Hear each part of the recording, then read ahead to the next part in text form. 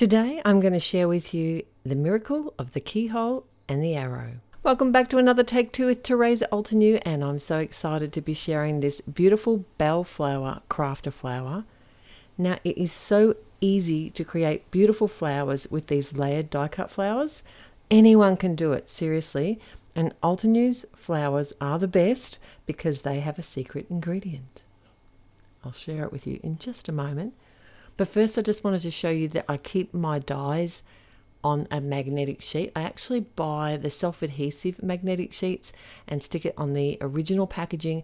That way I'm not going to lose any of the smaller dies when I'm working in my messy crafty space. Alright, so I'm just starting out by die cutting all of the petal pieces out of some white cardstock. Now, this is the secret ingredient. This is the miracle. There are two flowers in this set.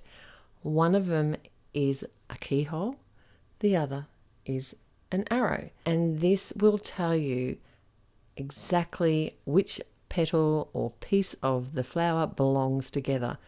They are also numbered.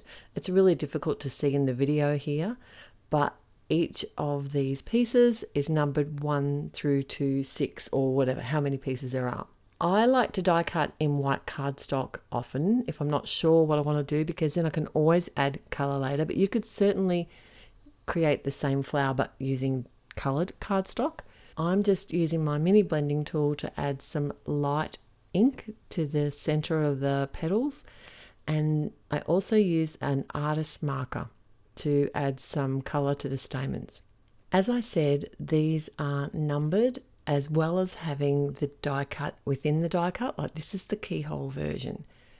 So the number 1 layer goes at the back, the number 2 adheres directly on top. The stamen here is number 3, and I'm using liquid glue because that gives me a little bit of wriggle time and I know that it's going to have a really strong hold. I literally am just laying the keyhole over top of itself each time. That way I know the flower is going to be lined up perfectly. It is a game changer and makes layering crafter flowers or layering flowers such a quick process. I don't know who thought of it, but they are a genius.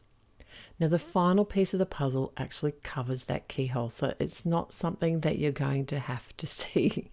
And if you're not sure on the layering, or if you get lost along the way, there is always the packaging to refer to, or go to the website at Altenew where you buy the product. There is often a video that will walk you through step by step how to layer the flower, or the PDF that will show you exactly how to lay the flower, or just ask. They're very helpful.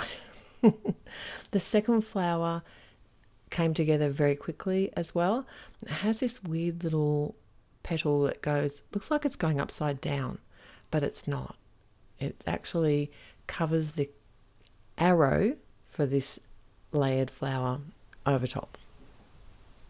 Now I want to quickly pop these flowers onto a card. I did make a second set and I thought it'd be fun to use a navy base, and I have used one of the debossing folders. It is beautiful. I'm just trying to show you the intricate design. It's the dotted tile, and I'm using some of the 1/2-inch tape. I knew I needed something a little bit stronger to attach it to the front of my A2 side fold card. And then I have also cut a stem and the coordinating leaves that are from the set from some of the blends cardstock.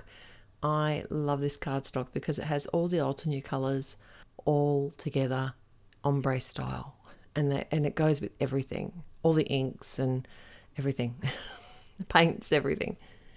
I did decide to pop some of the flowers up, and I used some of the glue tape to adhere the other portions directly to the card base, and there you have it. A simple sentiment. I decided to make some sympathy cards today, but it came from the Sweet Lilies stamp set, and I did white heat emboss that on some jet black cardstock and pop that up in the lower right hand corner. A very simple, easy, quick come together card, and it really has the wow factor, especially with that dark background. Now I'm going to take you somewhere completely different. I've been playing with crepe paper lately, and I thought it'd be fun to see how these flowers came together using crepe paper.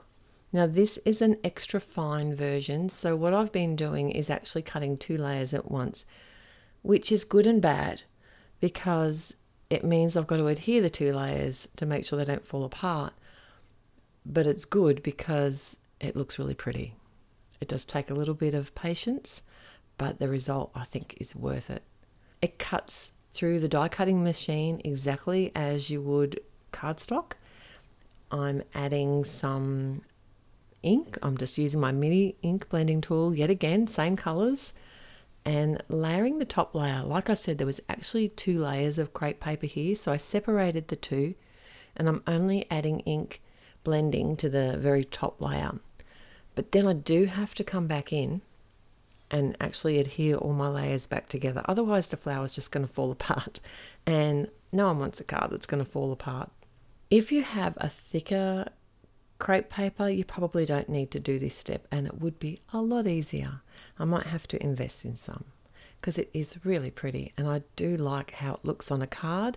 It's not something I've really considered before until recently, and I've started playing with it and really enjoying the results.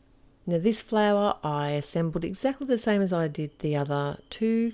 This is just the Keyhole version. I did 1 of each because, you know, while you're creating, you might as well be running more through the die cutting machine, assembling and creating more cards as you go, because everything's out ready to go. I did find that the crepe paper squished a little bit and flattened, but it was easy to fix just to snip around the edge with some scissors. Another sympathy card, and this time I'm using the Elegant Sayings stamp and die set, and I'd already stamped out a bunch of sentiments here, so I just needed the sub-sentiment with deepest. I added a panel that I'd already made and discarded from another card using the Ornate Nesting die set, popped that up on the front of the card, and then added my flowers. I did actually come in and die cut some crepe paper for the leaves and also the stem, but you could do this with regular cardstock too if you didn't want to muck around with layering up the crepe paper. I have added a little bit of cardstock to the back of my flowers because I did want to pop them up, and I popped up the Sympathy Sentiment. I love this font. How beautiful is that? That's a really pretty set. So 2 sympathy cards today for the stash, and 2 very beautiful different versions of the Crafter Flower Bellflower. Let me know in the comments below which one's your favourite. Is it the one on the dark cardstock made out of regular white cardstock and blends paper pack, or is it the crepe paper version? And if you want even more inspiration, I've got a couple more videos linked here for you to enjoy. I look forward to seeing you there. Till next time, happy paper crafting. Bye.